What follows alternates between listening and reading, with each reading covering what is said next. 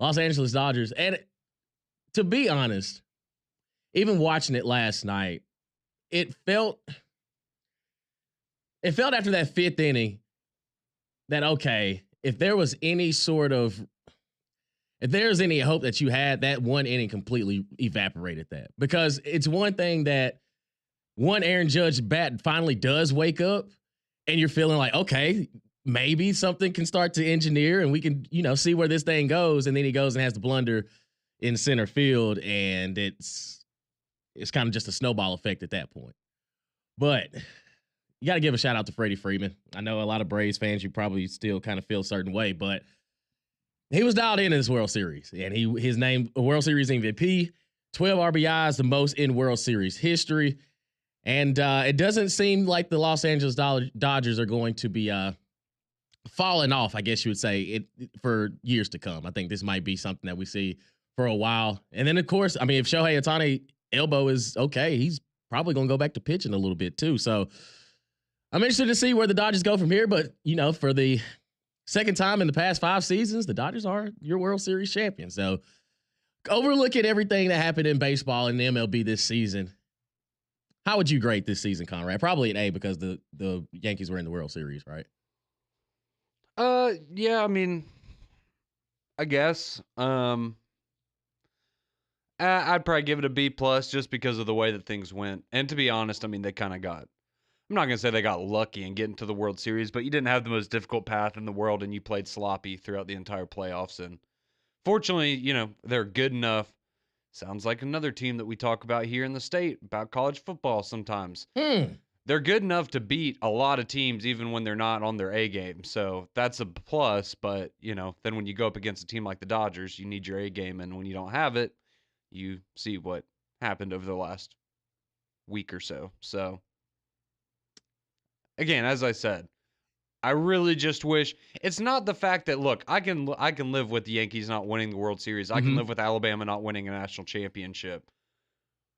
But when they're losing because they're dropping routine pop-ups, or they're getting penalized 15 times in a game, or you have 2 dudes on the field wearing the same jersey at the same time, like that kind of stuff, that's the stuff that's frustrating, because that's when it gets painful to watch, right? Because that's the stuff that, I mean, it's just inexcusable, right? It's just mental errors, and that's the kind of stuff that makes it a little frustrating at times. Kind of like your quarterback throwing 4 interceptions in a game. I mean, 5 interceptions in a game. Yeah, that would. And then his backup throws 3 2 weeks later. That would be a good example as well. Or going up to Nashville, Tennessee, and losing to a team that hadn't been the number 1 ranked team in their history. I can see it. I sense your frustration. Or you could be the number 5 team and go down to Fayetteville, Arkansas, and absolutely lay an egg and don't score more than 14 points in a game and don't give up more than 21, more than 19. You still find a way to lose. But listen, everybody's got a little bit of disappointment. But hey, the MLB season, it's come and gone. The Los Angeles Dodgers hang the banner, baby. I know Greg McElroy is probably pretty excited to see his hometown Dodgers win a national World Series, and wish him nothing but the best. Congratulations. But we did have some college football action last night as well. How about Jacksonville State, baby? It's something about a Tuesday or a Wednesday night that brings out the best football in the state, because now we look at this Liberty team completely different the way we have in the past couple seasons, as Jacksonville State knocks off Liberty 31-21. And Trey Stewart, he got that dog in him, to the tune of 232 yards, 27 carries, and 4 touchdowns for the Jacksonville State Gamecocks. And I will say this, Jacksonville State for the past couple seasons with Rich Rod, it really does kind of put the spotlight on them because they get a chance to play on these, midweek games. And he's doing it the old school way that he's always done it when he had like the triple option, and just he's modeled the game a little bit. He's kind of redefined it a little bit, but he still stays to his core of let's run the football and then everything else will open up because we have the option game going and we're attacking, straight up. And I think for Jacksonville State right now, you have the conference almost on lock. Like, as long as you can continue to play at the level that you're doing, Conference USA is yours. Like, it's yours for the taking. And I think knocking off a Liberty team who right now, I mean, it's not the Liberty team of old. And I think it's a little bit of an adjustment period right now because Jacksonville State, making the jump to the FBS level, had to sit through the probationary period, still has been winning games at a high level. Like, this is a pretty good football team, and they're showing it, pretty much every Tuesday and Wednesday night during the season. Yeah, they've been really impressive, and I mean, this is a Liberty team we saw get upset by Kennesaw State last week, and I thought they were going to bounce back and be, I thought this was going to be a tough game for Jacksonville State just because you had a Liberty team that was going to be probably really pissed off about what happened last week, and I guess that wasn't necessarily the case, but I mean, yeah, when you have a guy like Trey Stewart doing what he's doing, I mean, back-to-back 200-yard games for him now. He had 210 last week against MTSU. Over his last 4 games, he has right at like 690 rushing yards and 11 touchdowns. That's pretty good, I would say. But no, I mean, like you said, I mean, Jacksonville State, they're in a really good spot right now, and that was a big win for them to get last night, and just moving forward for them. Again, I've been very, very impressed with them, just like you have with what Rich Rodriguez has been able to do with them making the jump from FCS up to FBS, and now, already making a lot of noise. I mean, we saw this last year too. Like, they were very, very good team last year, and to see them get this opportunity and kind of get a little bit of the, I like that they get to play during the week because, you kind of get your own little time to have the spotlight put on you, and it gets more people an opportunity to get to see a team like Jacksonville State that, let's be honest, on a crowded Saturday, a lot of people, you're probably going to miss matchups like that. So, super impressive what they're doing there, and hats off to Rich Rod. Glad it worked out for him in the state of Alabama, just not in Tuscaloosa. And I think now, I don't think we're going to hear a lot of Auburn fans calling in and asking about Caden Salter in the transfer portal. I think maybe that one's done. Nah. And I kind of felt that. I kind of felt like that from the jump of he's good, but do you think he's talented enough right now to make that big of a jump going from Conference USA to the SEC? I mean, he's no Diego Pavia. Like, he's good. Don't get me wrong, but I don't think if he were to step into that quarterback room, it necessarily takes that big of a leap up as far as production and talent wise because of what you got kind of in that room coming in. But Auburn fans, they will push 2025 aside, big dog, because they got 4 more games left and they're dialed in. If you've spoken to an Auburn fan if this time last week everybody was like, oh, let's get down to basketball season, we'll see what we're going to do there.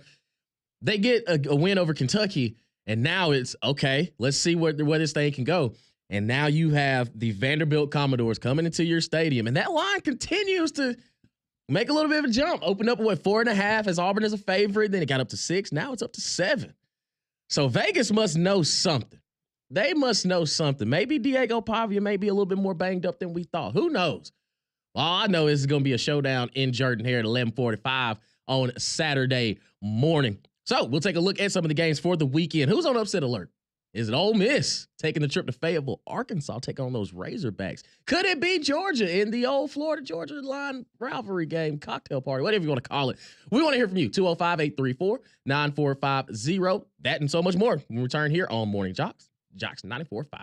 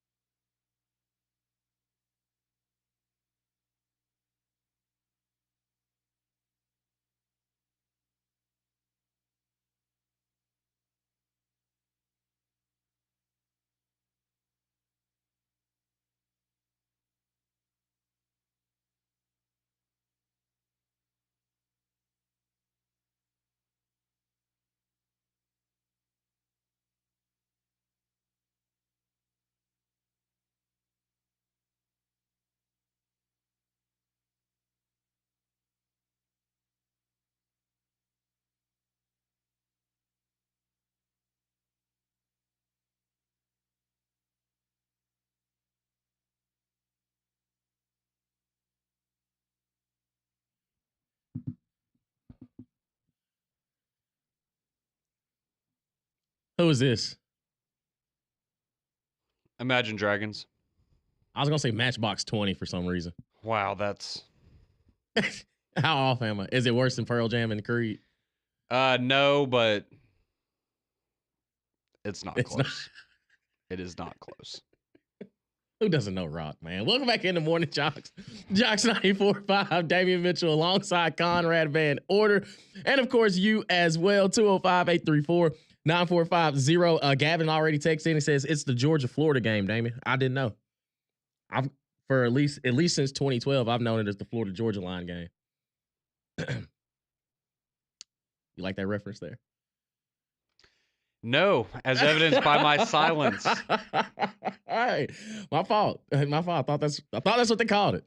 I knew it as the cocktail party and the Florida Georgia line game. That's all. That's the only two things I've ever known. But you can't call it that anymore because they're not a band.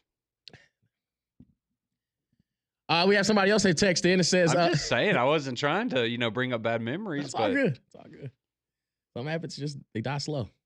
It's a habit I can't break just yet because I still listen to them as they're a group. And the sidebar, Brian Kelly dropped an album, the Florida Georgia line, the other day, and it's they made better music together. Wait, did you say Brian Kelly? Kelley, not just the Y. Oh, that's one of the guys' names? Yes, Tyler Hubbard and Brian Kelly. Oh, okay. Yeah. I didn't know that. Yeah, Brian Kelly. Okay. They made for a music. second there, I was just like, wait. I definitely think I would have heard of that Brian Kelly was making music. Nah. He's too busy, trying to fix his. He's about to say, I feel like he's probably a little busy. Yeah, he's on a bye week though, so there's no telling. He probably is in the studio, probably letting off some steam of what happened against Texas A&M. Somebody else texted in and said, "Please say Jordan like it's spelled when referencing Jordan Hare." Jordan. I get it. It looks like Jordan, but it's pronounced Jordan. That's at least what Auburn fans have told me. So I will stay on that train until corrected. I will say Jordan Hare. It's like somebody said Brian Daney Stadium. Yeah, I mean, I think we all know where you're talking about, regardless of how you pronounce it. Take a look at some of the games this weekend. You might need to change it to Jordan Hare after the past year and a half. Conrad said it, not me, y'all. Conrad said it, but it is a tough place to play, so I've been told. Hasn't been lately. They're going to see this weekend because Vanderbilt's rolling into town, baby. They're rolling into town. I'd say it needs to be on Saturday. Yeah, it needs to be. It needs to be because we know what Diego Pavia and that offense presents for Vanderbilt because they've seen it in the form of New Mexico State last season. About this time of the year last year, a little bit earlier. It was November, but we do know what Diego Pavia has done in Jordan Hare. Hugh Freeze has seen him. He said it this week. He's tired of looking at him. He's tired of going against him because he knows exactly what's coming. You get a dog. And I think for Vanderbilt right now, after the Texas loss, you kind of find yourself because coming into the season, we didn't really have expectations for this Vanderbilt team and kind of just assuming, yep, they're going to be last team in the conference. It is what it is. This happens. But now since the season has gone on, they have truly blown everybody out of the water as far as just how they've played and how they've looked. And now they're taking a trip down to Jordan Hare, take on Auburn, who finally got, their first conference win over Kentucky. It seems like the offense had an identity. They're making sure that Jarquez Hunter was getting fed. To me, it's almost just copy and paste the game plan that you had last week. See if you can do it again this week, and that'll probably give you the best chance because I think this game is going to come down to which quarterback makes the fewest mistakes. Because we have seen at times where Diego Pavia can trust his arm a little bit. He'll try to be the superhero instead of just making the play. Whereas Peyton Thorne, we've seen him just straight up turn the ball over. And right now, I do question why Auburn is favored in this ball game. I will say I understand what happened last week against Kentucky, but I don't know where Auburn really has the advantage other than it being a home game. And maybe the run game does look, if they can do that, I can see why it's maybe, I could see if it was like a 2.5 point swing or something, but a full touchdown, because right now I think Vanderbilt's the better team going into this matchup.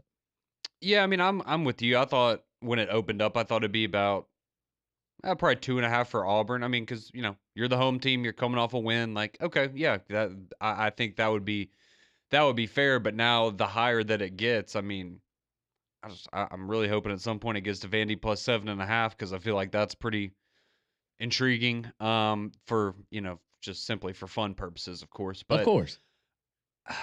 yeah, I mean, again, I know these are completely different teams, but I mean, you go back to the Vanderbilt game last year, and I know that's a completely different Vanderbilt team, but Jarquez had about 180 rushing yards in that game last year, and I don't think he necessarily has to get to that number again, but I think on Saturday you're probably going to want to see at least 125, 130, something like that on the bare minimum kind of side for the kind of day you expect Jarquez Hunter to have because. Ultimately, you want to beat Vanderbilt at their own game, right? You want to Mm-hmm. slow down the game. You want to try to control the time of possession. Just play smart football and play to your strengths as a football team, which right now is running the ball with number 27. So I will say we I got to talk with Robbie Weinstein, who covers Vanderbilt for 247 yesterday on Three Man Front, and we were asking him about Pavia. And according to him, I mean, he made it seem like he's not in the best of shape. Like it's not yeah, he's got a couple bumps and bruises. Like, he's feeling some pain. Essentially saying, yeah, he'll probably get shot up with something before the game and try to go out there and give it a go. And I think we all expect that regardless, I mean, that dude's gonna have to be taken off the field on a stretcher, Yes. essentially, for him not to play and for him not to play a full 60 minutes on Saturday. But that's something that, it's part of the game and it's beneficial for you if you're Auburn, right? If you can make him uncomfortable and maybe it's, him not being able to scramble as well, not get Mm-hmm. outside the pocket as quickly, not being able to extend plays like we've seen him do time and time again this year. So, something to keep an eye on. And I think maybe that has a part in where we're seeing the line go as well. Yeah, and kind of just looking at some of these lines for primarily the SEC matchups. Of course, Ole Miss taking the trip to Fayetteville, Arkansas to take on the Arkansas Razorbacks. Ole Miss is a 7-point favorite. And this Arkansas team, if you've watched them, there are some plays where you're like, man, this team is almost unstoppable. And then Taylor Green will show you at times that he has a few things he needs to iron out as far as the passing game is concerned. But they're so dynamic because they're able to run the ball at such a good level. And I think that's where they started to have the falter against LSU. LSU kind of sold out to say, hey, you're going to have to beat us with your arm. You're not going to be able to run all over us like you've done against most teams this season. And I think this Ole Miss defense, for the most part, has shown that they have made the necessary improvements in different areas. They've got some dudes, and I think their front seven, for a lot of, I mean, with the J.J. Pegues, Jared Ivies, of course, Prince, transferred from Florida, Chris Paul, they've been able to, Pete Golden has been able to utilize their strengths. And I think that for Ole Miss, as fast-paced as they want to be on offense, their defense has kind of been their calling card because the offense has shown some inconsistencies at times. And when it does kind of stall out, they have confidence that defensively they could still make plays. And Arkansas, Taylor Green, he's talented enough to beat you. No matter how you slice it up, he's talented enough to go and win this ball game. And I think if you're Ole Miss, you can't afford a slow start. You can't afford to keep Arkansas within a puncher's chance because that's what Sam Pittman is waiting on. It's like, okay, y'all going to continue to serve it up to us. We'll take advantage of these opportunities. And another thing for Taylor Green is just being smart with the football. Don't turn it over because once Ole Miss starts rolling, it's hard to knock them off of that momentum without them having some negative plays. And I think Arkansas's defense with Coach Williams, they've been able to neutralize a lot of good offenses over these past couple weeks. So I think this game could be a lot closer than what Vegas says in 7. I think that, you could tell me that Arkansas pulls off the upset and they beat Ole Miss, and I wouldn't even necessarily call it an upset. They're talented enough to do it. There's a lot of things that have to go right for Arkansas in order to ensure that they do have the victory.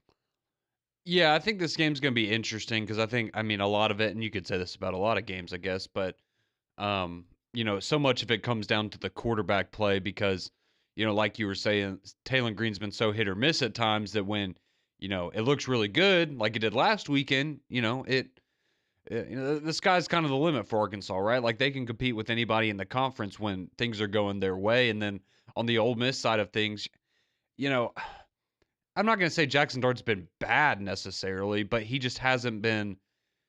He hasn't put up the numbers that you would expect him to put up. I mean, in their 4 SEC games, he has 3 touchdowns and 1 interception, which again, I mean, that's not bad, but you're used to seeing him, put up 3 touchdown passes a game, essentially, in this Ole Miss offense and go out there and put up these eye-popping numbers. And that just hasn't been the case. And so, is this the game where they really start to get it rolling and he can kind of get hot and we can maybe see, because the problem for Ole Miss for me is just at no point this season have they really looked like the team that we were expecting them to be outside of maybe the first 2 weeks of the season when you're playing Furman, right? And I mean, as we saw, Alabama and Auburn, everybody looked amazing when you're playing those types of teams. But now that we're in SEC play, they look like a top 25 team, but they don't look like a playoff contender. And so you need to see something from them offensively because, that's kind of Lane Kiffin's calling card. And,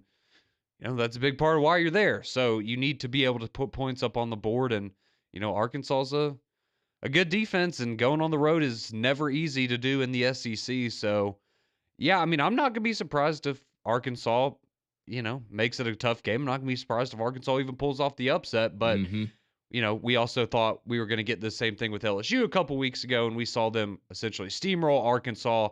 But then we saw how bad they looked at times last week against A&M, and you just kind of throw your hands up and go, all right, well, any given Saturday. Yeah, right? I'm telling you. It really doesn't matter. Yeah, and then the Texas A&M line continues to bother me with the trip to South Carolina. Texas A&M right now just a 2-point favorite on the road in Columbia, and I get it, but how can you watch South Carolina and how can you watch what Texas A&M has done over the season and truly feel like that's just a 2-point? That game should only be decided by 2 points because I think they're very similar in their, at least on the defensive side, because their defensive line is probably their best strengths on both sides. But I would probably say Lenore Sellers right now, I don't think he's talented enough or polished enough to look across and be able to slice and dice that defense of Texas A&M. Now, I do think having Rocket Sanders, depending on his health, he's going to play a factor as well. But I think right now, collectively, Texas A&M is in a better position. That I think this 2-point line is just, I think it's borderline disrespectful to say, to be completely honest, because even if Connor Wigman is out there, I still think Texas A&M is a better football team than South Carolina. Yes, Marcel Reed could be that, that change up, I guess you'd say. But I think from top down, if you look at roster on roster, it's hard for me to sit there and say Texas A&M is only just a 2-point favorite with everything that they have on both sides of the ball. Yeah, no, I agree with you on that one. They're just hot right now. And, I don't know, maybe they're banking on after the LSU game, you're going to have a letdown. This is kind of a trap game, but I don't know. I don't get that sense from this Texas A&M team. And I think they're very aware of the situation they're in where, you're just a couple weeks away from, setting up a huge game against Texas. And, potentially, that game maybe isn't even a huge factor for you because if you're undefeated in the conference going into that game, you're going to probably have a pretty good shot at making it to Atlanta regardless. So, I don't expect them to get caught looking ahead to anybody this weekend. It's just, again, I guess playing on the SEC or on the road in the SEC, it's tough. We know that it is. But, yeah, I mean, I'm with you. Texas A&M is just playing at a completely different level than South Carolina. And credit to South Carolina because while they have some issues and, quarterback play has been very hit or miss for them at times, I've still been impressed with what I've seen from them this year, especially defensively. They've been a lot better than I thought they would be. I mean, I literally thought they would be, I thought they would look how Kentucky has looked this year. Mm-hmm. That's what I thought we were going to get from South Carolina. And so the fact that they've been as competitive as they have has been impressive. And, I think they'll give Texas A&M a good fight, at least for, a good chunk of that game. But Texas A&M right now to me is just one of those teams you don't want to play them right now. Yeah.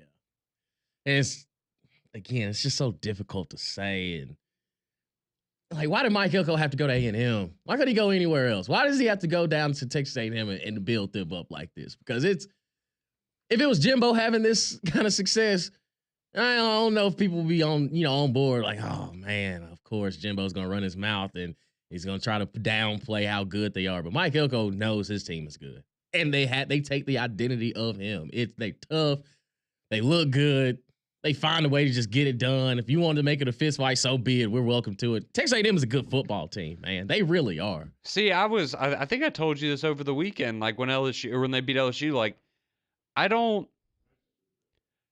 know if I hate them anymore because I respect them now. And that was really the thing the whole time with Jimbo, right? Is they never gave anybody a reason to respect them. So I didn't. Now I feel like I kind of have to respect. And I mean, hats off to Elko again. Like he's been, probably the favorite to win Coach of the Year right now, even over Clark Lee, which is impressive. But yeah, I mean, I don't really hate him anymore.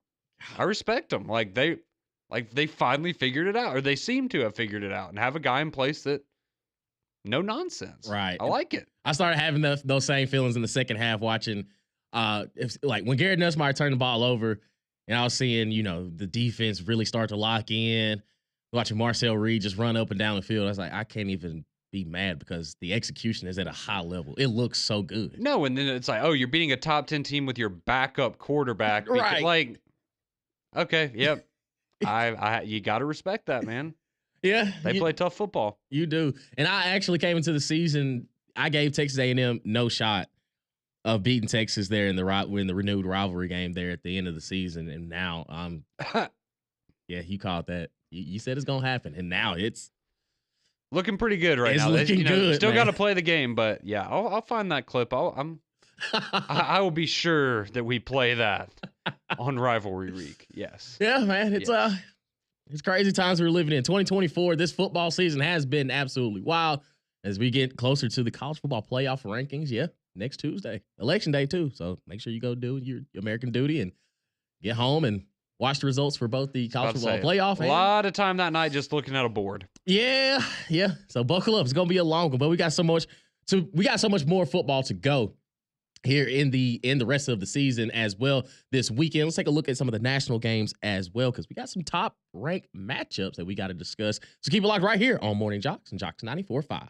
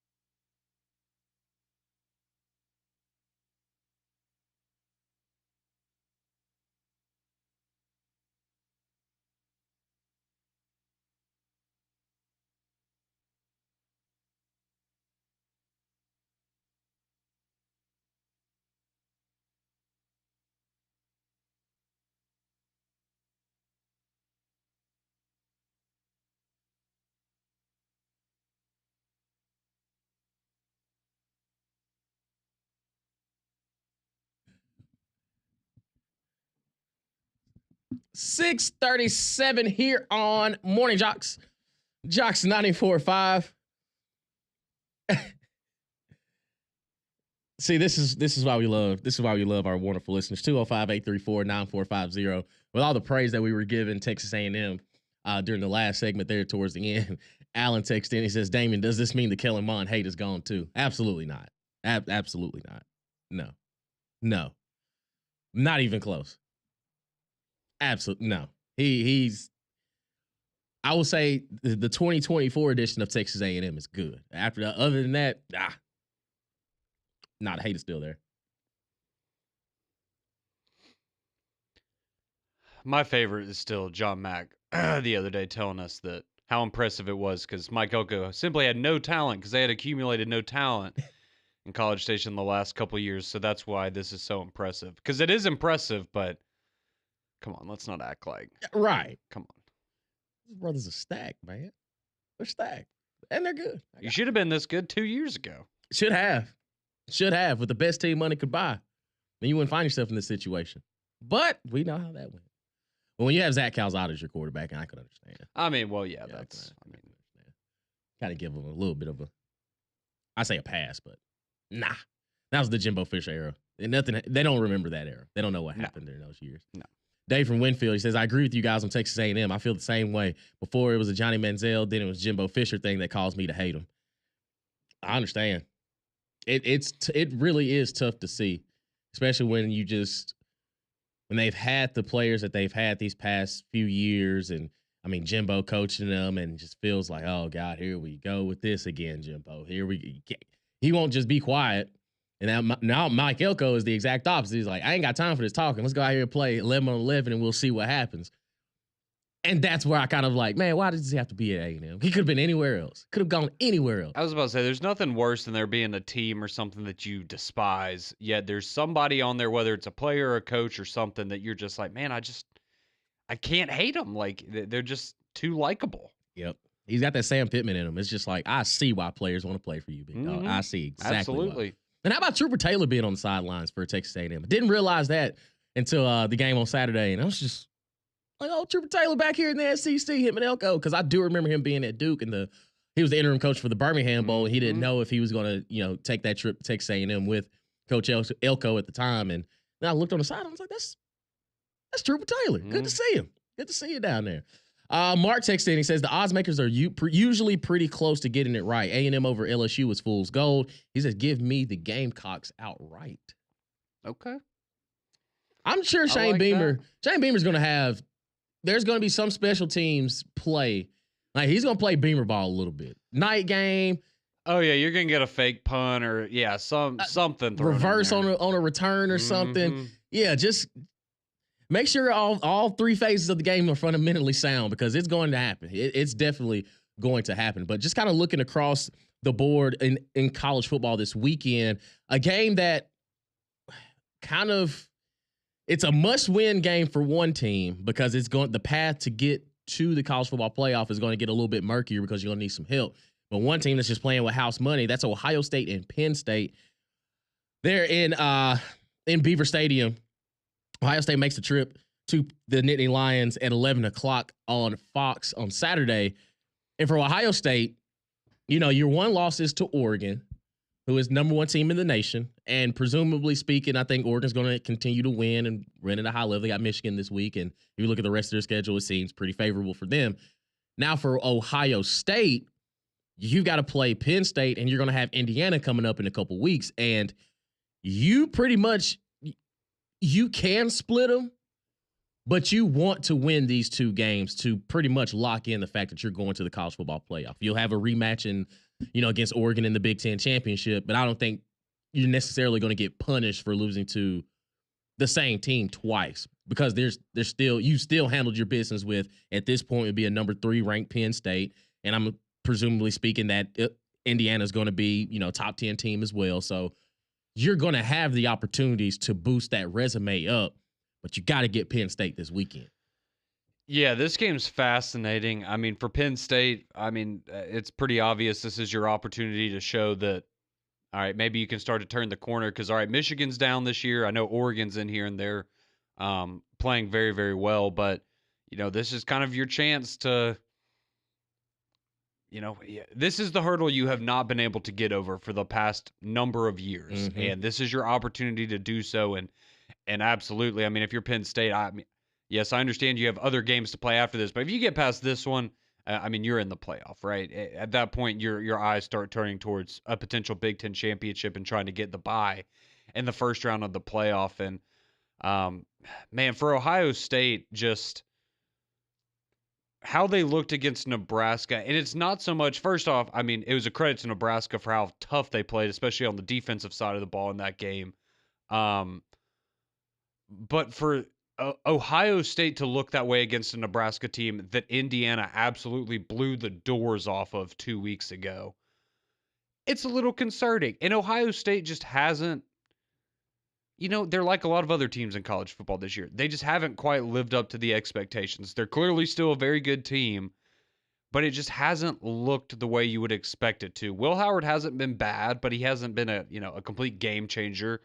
The running game hasn't been as dominant as you thought it would be with Henderson and with Quinshawn back there, and it's just, I view them the same way I do, Georgia and Texas and essentially everyone else kind of up there at the top. It's you're good, but you could lose any given weekend, and I'm not going to be that surprised. So, I mean, if you're Ohio State and you lose this game, I mean, you do have Indiana as you pointed out, but you don't have any other wins to really plant your flag on up to this point with what your resume is. So it would be very interesting to see how the committee on Tuesday would rank an Ohio State team if they do lose to Penn State. When, I mean, your best win up to this point would be Iowa, I guess, because you beat them by 3-4 scores.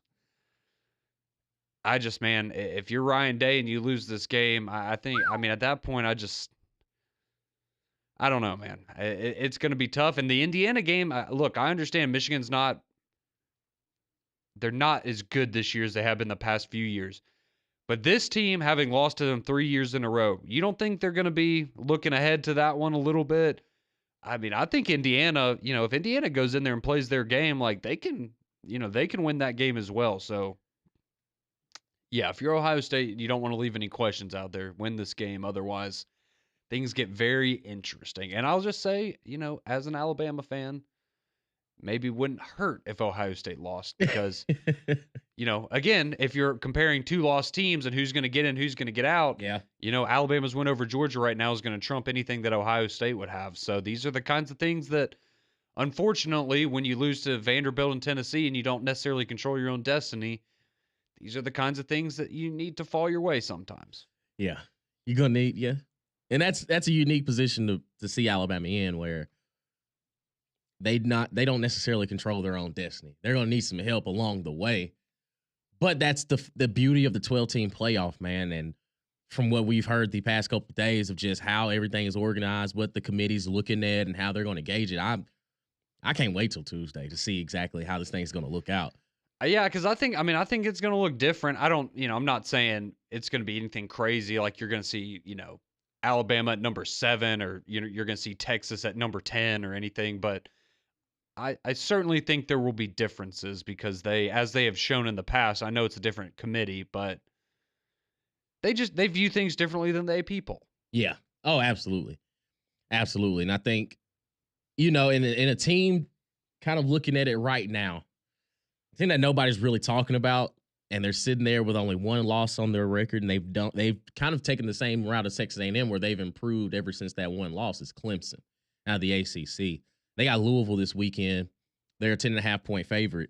And Clemson, to me, you can almost, I'm not going to say you wash the Georgia loss, but since then, now granted, I know the ACC competition may not be at the quote-unquote elite of the elite, but they've done nothing but handle their business since that point. Like, since Georgia pretty much broke them to start the season, they've done nothing but get better week in and week out. And Cade Klubnik has turned into the guy that we thought he could be just off of natural talent. Now it's, he's understanding playing the quarterback position. He looks comfortable. And I think that Clemson right now is kind of playing the long game. It's, okay, we'll hover around this 11 spot. Y'all got us here. That's fine. We'll accept it. We'll roll with it.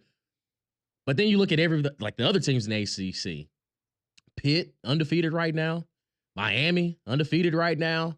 SMU only has one loss. Should have two, but they only have one. And you look at how it's very top heavy in the ACC. But what's the big win that Clemson has that's going to continue to kind of boost them up and potentially, and they pretty much have to win the ACC championship in order to ensure that they're in the college football playoff. But they're worth the conversation.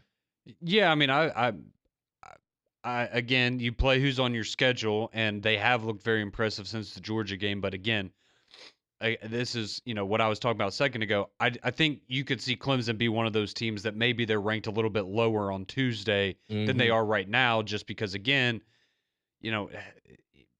you beating the crap out of Virginia and Wake Forest is great. Like, that's not a bad thing, but it doesn't really move the needle, right? It doesn't prove anything to me in the sense that, okay, well, good, you should be able to handle these teams. But when you play, the big boys, the other teams that you would see in the college football playoff, what are we going to expect? Are you still the same team that played Georgia early in the year and you just beat up on lesser competition? Or, have you gotten closer and closed that gap here over the last couple of months? So, yeah, they're in an interesting spot. You do have that Pitt game in a couple weeks. That's going to be an absolutely massive game. But yeah, I mean, if you're Clemson, I mean, likely, in my opinion, if you're Clemson, if you win out, and even then, if you lose in the ACC title game to a Miami team, I think you're going to have a really good shot at getting in to the playoff, because at that point you'd have two losses, and it would be to two other teams that probably have first round buys in the playoff. Mm-hmm. So I don't think that's going to hurt you too much, but you just got to take it one game at a time. Don't get caught looking ahead, because, I mean, Pitt can beat you. So, hey, South Carolina can beat you at the end of the year. We saw that a couple years ago. So we've seen it. It'll be yeah, it's gonna be interesting. But yeah, I mean, like you, I'm just so excited for Tuesday, because I feel like then you have a better idea of maybe where the committee is feeling and what would potentially need to happen for certain teams to move up and get back into the playoff mix. Because again, they love big wins. Mm-hmm. And they are willing, it seems at times, they reward teams that have very impressive wins, even if sometimes they've, maybe looked sloppy in other areas. And so we'll see how that benefits certain teams on Tuesday. We shall indeed. We'll get your text message, your calls when we return here on Morning JOX, JOX 945.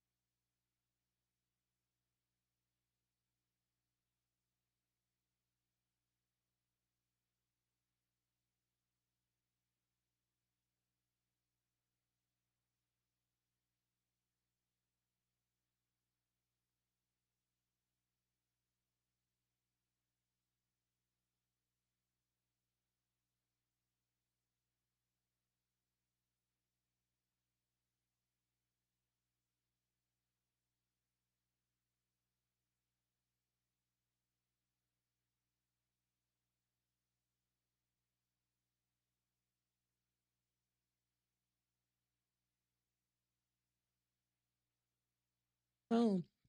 6:54 here on Morning JOX. JOX 94.5. Damian Mitchell, Conrad Van Order here with you for a few more moments as we pass you off to McElroy and Kublik in the morning. We have somebody text in. He says, as an Auburn fan, I couldn't hate Tua. Kind of going back to our Texas A&M. I don't necessarily say, hate, but we had a strong disdain for them as they've been in the conference. But now after watching the Mike Elko edition of this Texas A&M Aggie football team, it's hard not to like them. Yeah, I would agree with that. I mean, I feel the same, as a Yankees fan, I feel the same way about David Ortiz. I want to hate him, but I can't. Like, I just can't hate him. Same thing like as an Alabama fan. Like, I at times maybe I'm not the biggest Auburn fan in the world, but like, how can you hate Bruce Pearl, right? Like, it's just some people that are just rise above, Has Freddie Freeman reached that status? No, I just hate him. I'm sure he's a wonderful human being, but assuming that I will never meet him as a human being, I can just hate him as a baseball player in my mind. Not a big Freddie guy. No. I understand. No. As the Los Angeles Dodgers get ready to hang another banner. World Series champions. It only took 5 games. To Conrad's dismay, thought you had a chance. And to Aaron Judge's dismay. So close. Yeah.